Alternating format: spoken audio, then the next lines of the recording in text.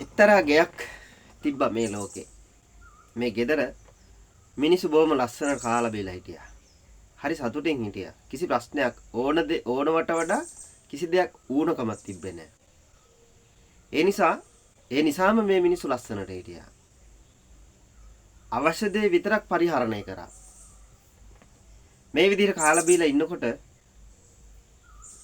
මේ මොකද කරන්නේ මේ ගෙදර එක්තරා තාත්තා කෙනෙක් ආවා. මේ තාත්තා ඇවිල්ලා මේ ගෙදර මොඩිෆයි කරන්න හිටියා.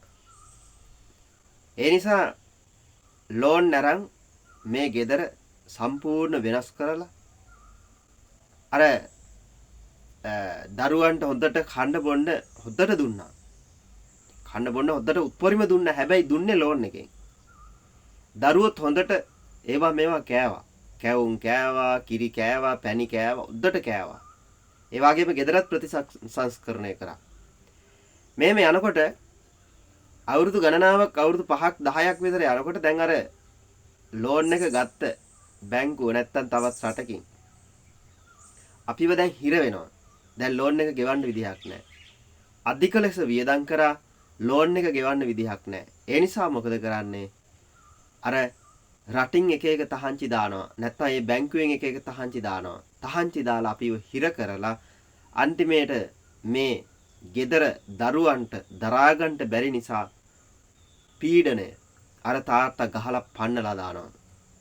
හැබැයි නැවත වතාවක් අය තාත්තා කෙනෙක් ආවත් අර පීඩාව නිසා ඒ දරුවෝ දුකෙන් ඉන්නේ තාත්තත් දුකෙන් ඉන්නේ. අය කවදාකවත් මේ ගෙදර ගොඩ ගන්න අමාරුයි. ඒ නිසා සමහර තාත්තලා හිටියා මේ ගෙදර එක එක බඩු උකස් තිබ්බා. උකස් තියලා කොමාරි කන්න දුන්නා. ගේ බේරගත්තේ නැහැ. උකස් තියලා කන්න දුන්නා. දරුවෝ මොකද කරන්නේ? කන්න දුන්න නිසා අපට අර තාත්තා ඕනේ කියලා අර ලෝන් එක ගත්ත තාත්තටයි ලෝන් එක තියෙද්දි ඒක බේරගන්නේ නැතුව තව බඩු උකස් තියලා දුන්න තාත්තටයි හරිය ආදරය කරා. ඇයි කිරිපැණි දුන්නේ ඒ තාත්තා කියලා. දැන් අලුත් තාත්තා කෙනෙක් ඇවිල්ලා ඉන්නවා. කිරිපැණි දෙන්නේ නැහැ. හැබැයි කොහොමාරි ලෝන් එක ගෙවන්න උත්සාහ කරනවා. ඒ නිසා දැන් මේ දරුවෝ මොකද කරන්නේ? දැන් මේ ලෝන් එක ගෙවලා ගෙදර නිදහස් කරන්නට එහෙම කිසිම අදහසක් නැහැ. කිරිපැණි දුන්න තාත්තා විතරයි ඕනේ. හරිනම් හිතන්න ඕනේ කිරිපැණි දුන්නේ අපිව අමාරුවේ දාලා.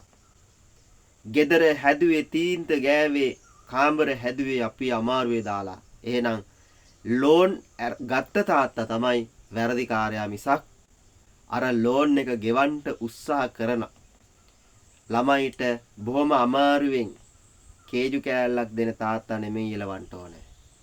අද රටේ තත්ත්වෙත් ඕකයි.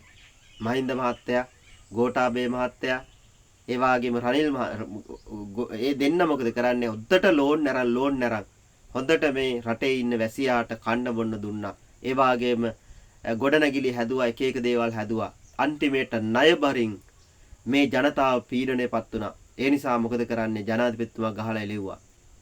දැන් මොකද කරන්නේ? තව තාත්තා කෙනෙක් ආවා රනිල් කියලා. ඒ තාත්තා මොකද කරන්නේ? අර ලෝන් එක තියෙද්දි තව ලෝන් අරන් මේ මිනිස්සුන්ට කන්ට බොන්ට දුන්නා නිකම් පවා හාල් බෙදුවා. ඒ නිසා මොකද කරන්නේ? මිනිස්සුත් ඒවා උඩ පැන කෑවා. තව බෙල්ල මුලටම හිර වුණා. දැන් අය තාත්තා කෙනෙක් ආවා අනුර කුමාර කියලා. ඒ තාත්තා මොකද කරන්නේ?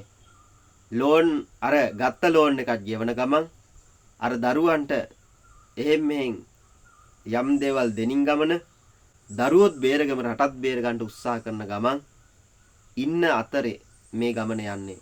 ඉතින් ඒ නිසා ඔළුව කල්පනා කරන්ට තවත් අපේ මහින්ද මහත්තයා මගේ මහින්ද මහත්තයා කිය දඟලන්නේ අර රට වනසපු රටට ණය බරෙන් වැඩි කරපු ඒ වගේ කෙනෙක්.